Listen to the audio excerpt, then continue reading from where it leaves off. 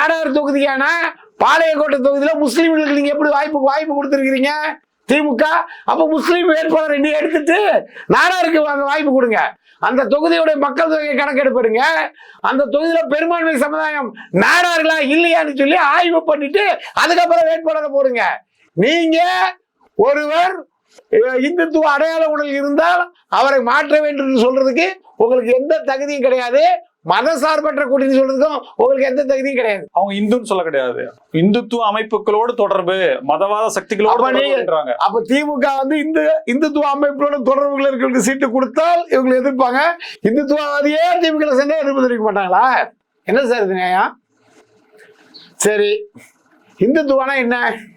அந்த முஸ்லீம்கள் தான் பதில் சொல்லணும். அதாவது நாங்கள் வந்து திருநீர் பூசிக்கிட்டு கோயிலுக்கு போயிட்டு எங்களுடைய பாரம்பரிய பண்பாடு கலாச்சாரப்படி நடந்தா உங்களுக்கு பிடிக்காது அப்படின்னா என்ன நியாயம்?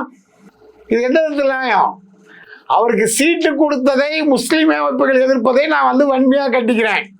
அதே சமயத்தில் தமிழ்நாட்டில் 200க்கும் மேற்பட்ட தொகுதியில் திமுக படுதல் அடைய போகுது. அதில் மாற்று கருத்து கிடையாது. திமுக மதசார்பற்ற கூட்டணின்னு சொல்றதுக்கு அவங்களுக்கு எந்த அடிப்படை தகுதியும் கிடையாது. சாதிகளை பற்றி பேசுறதுக்கும் சமூக நீதி பற்றி பேசுறதுக்கும் அவங்க கூட்டணி வச்சிருக்க அந்த கட்சிகளுடைய கொள்கைப்படி பார்த்தா திமுகவுக்கு இனிமே எந்த தகுதியும் இல்லை.